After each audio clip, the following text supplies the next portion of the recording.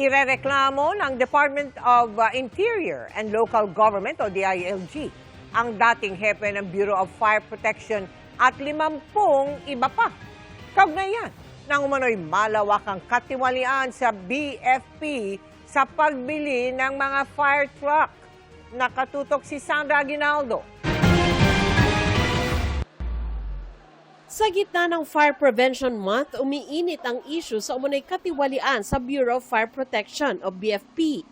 Ang kanilang dating hepeng si Jesus Fernandez nakatakdang sampahan ng reklamo sa Office of the Ombudsman para sa umano'y katiwalian at grave misconduct. Tomorrow, I will file charges against General Fernandez for a clear case of grave misconduct and graft and corruption.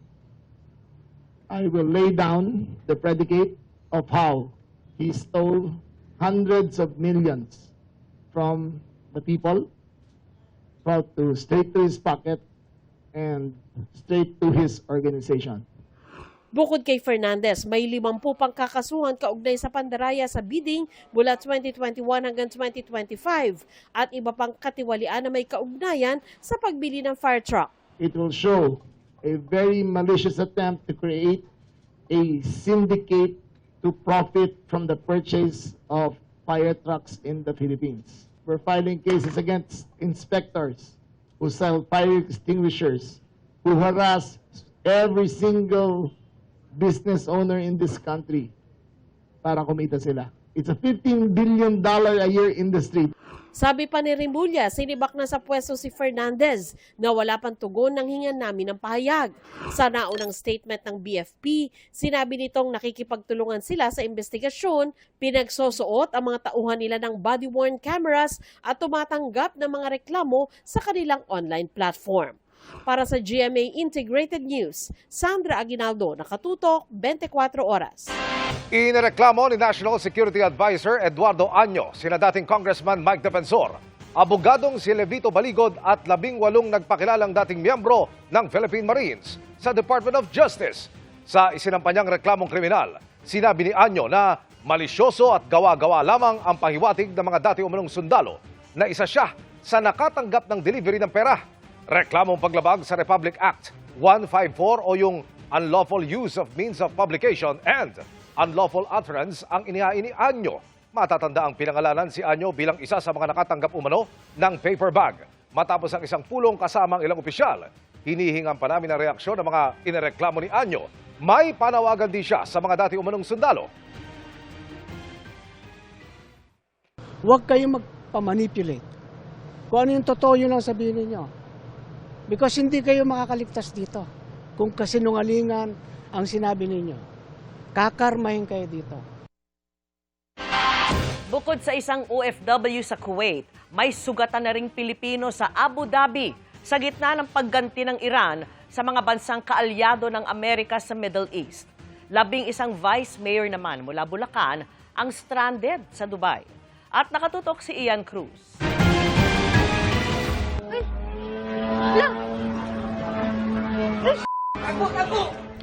Napasigaw at napatakbo na lang ang ilang OFW kasunod ng malakas sa pagsabog na yan na yumanig sa Dubai. Ramdam din ang lakas niyan sa isa pang kuha. Sa Israel, nagliyab ang mga sasakyan matapos tamaan ng shrapnel mula sa missile ng Iran. Tuloy din ang mga naitatalang pagsabog sa Tehran sa Iran. Ang mga pag-ataking yan, bunsod pa rin ang gantihan sa pagitan ng Iran, US at Israel, kung saan damay pati ang mga kalapit bansa sa Middle East. Isang Pilipina na sa Israel ang nasawi sa kaguluhan. Bumalik sa area ng wasak ng gusali ang mister ni Mary Ann Velasquez de Vera para hanapin ang ilang gamit ng misis. Tumanggi siyang magpa-interview pero hinayaan ng kaibigan nila na magsalita para sa kanya. Nasa stage pa ho ng shock talaga. Hindi pa po niya talaga matanggap kasi everyday sila magkasama.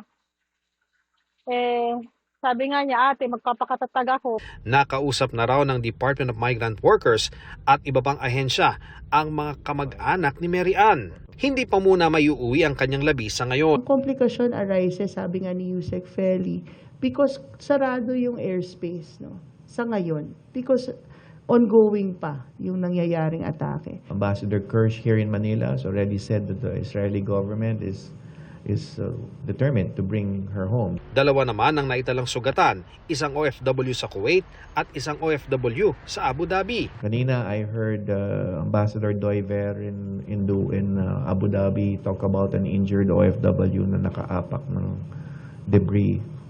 But she's okay too. Halos 1,200 na ang bilang ng mga OFW sa Middle East na gusto nang makauwi sa Pilipinas. Patuloy daw makikipag-ugnayan ng opisyal ng Pilipinas sa kanila. Nakalatag na rin daw ang plano sakaling kailanganin ng mandatory repatriation sakaling lumala ang sitwasyon. Tinatayang nasa 2.5 million ang OFW sa Middle East. We want those risks down to zero as much as possible before we undertake repatriation. Sinabi naman ni Interior Secretary John Vic Remulla, 11 vice mayor mula sa Bulacan ang stranded din sa Dubai dahil sa personal na biyahe. May travel authority naman daw sila pero inaalam ang kaso ng isang mayor na stranded din pero walang otoridad na magbiyahe abroad. Umalis sila Wednesday last week. Mga vice mayors from Bulacan. May isang mayor yata na kasama. Yung mayor parang walang travel authority. Titignan pa namin kung totoo. Para sa GMA Integrated News, Ian Cruz nakatutok, 24 oras. Ngayong Marso na sisimulan ng mga pagdinig sa mga ethics complaint laban sa ilang senador matapos maisapinalang rules kaugnay niyan. Pero hindi isa sa publiko ang mga pagdinig. Nakatutok si Mav Gonzalez. Plinansya na ng Senate Ethics Committee sa isang pulong ang rules para sa pagdinig sa 6 na nakabimbing ethics complaints laban sa ilang senador. May kopya na ang mga miyembro ng komite at 5 araw pagkalathala ng rules ay pagpupulungan naman kung may grounds o basehan ang bawat reklamo. This is the first time that the Ethics Committee had this much complaints against senators. Siguro we'll take it one case at a time or two at a time. Hindi pinangalanan kung sino-sino ang mga inreklamo. Ayon kay Ejercito, hindi siya lalahok bilang chairman kapag dininig na ang reklamo laban sa kanya. Nag-ayos na rin po kami ng inhibition, yung mga rules. Sa isang executive session muna o hindi bukas sa publiko ang mga pagdinig at hindi rin papangalanan ang mga senador kung walang matutukoy na sapat na basehan ang reklamo o madidismiss lang. Kasi it will be unfair kung mga frivolous po yung mga complaints, di ba, or allegations, tapos pagpipiestahan na sila na kami, that includes me, in media, social media, and by the public. Pero kung may batayan, ipapaalam na ng komite ang kaso sa inirereklamong senador at gugulong na ang pagdinig dito.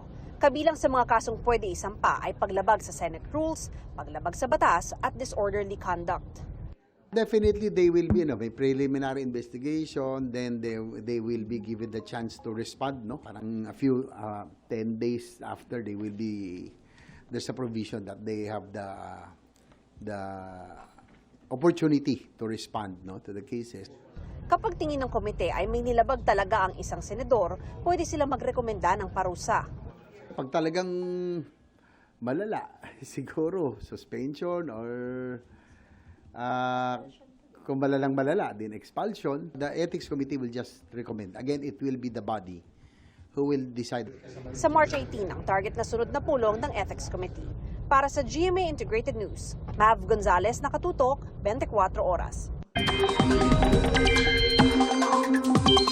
Mga kapuso, posibleng hanggang Abril na lamang magtagal ang La Nina. Sa pinakauling datos ng Pag-asa, may 60% probability na mula sa weak La Nina ay mag-transition na sa Enso neutral sa pagitan ng buwang ito hanggang sa Abril. Ibig sabihin ng neutral, walang La Nina at wala ring El Nino. Patuloy na tumutok sa mga susunod na update sa mga susunod na linggo. Samantala, hindi pa tapos ang amihan season. Kahit kaunting bahagi na lamang na bansa ang naapektuhan yan. Sa ngayon, umaabot na lamang ito sa may extreme northern Luzon, habang easterlies naman ang iiral sa natitirang bahagi ng bansa kaya mainit at maalinsangan. Ramdam ang maalinsangang panahon sa maraming lugar kaya hindi pa opisyal ang tag-init.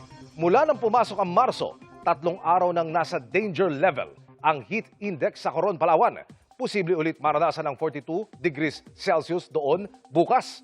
May mga lugar ding aabot sa 40 degrees Celsius, kaya kailangan ng pag-iingat laban sa heat cramps o heat stroke. Base sa datos ng Metro Weather, may tsansang ulanin bukas ng umaga ang Batanes at Babuyan Islands, ilang bahagi ng Cagayan, Isabela at Cordillera Administrative Region. Magpapatuloy yan sa hapon at posible na ring ulanin ang ilang lugar sa Central Luzon at Palawan.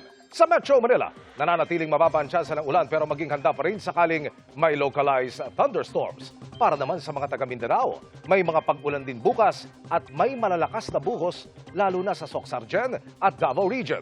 Maging alerto sa banta ng baha o landslide. Pistado ang pagpapalit pangalan ng isang detainee na nasa isang ospital sa Taguig. Lumalabas na hitman umano siya ng isang grupo at sangkot sa halos 20 kaso ng pagpatay. Nakatutok si John Consulta, exclusive. Bit-bit ng 4 na warrant of arrest. Tinungo ng mga operatiba ng PNP Police Regional Office 3 ang isang ospital sa Taguig. Ang ginagamit mo ngayon ay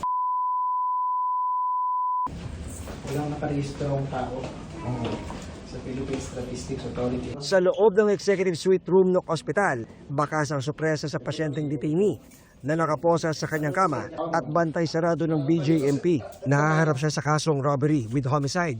Pero ayon sa PNP, di lang yan ang krimen na kinasasangkutan niya. Ang pangalan niya talaga na ginamit ay pinalitan niya. Pangatlong beses na niya magpalit ng pangalan. So magaling talaga ito. Ginawa na rin niyang bread and butter yung pagiging hitman. Siya po ay naharap sa kasong murder, sa Pagadian at frustrated murder sa Dagupan. He was also involved in a series of killing doon sa Region 9. Ayon sa PNP Region 3, primary hitman ng grupo ang suspect na sangkot sa hindi bababa sa 20 pagpatay at tangkang pagpatay. Kabilang dyan ang bank robbery sa Santa Cruz, Laguna noong January 2016 kung saan 2 ang nasawi. Kailangan niyang harapin yan to give justice doon sa mga naging biktima niya. Tumakbo.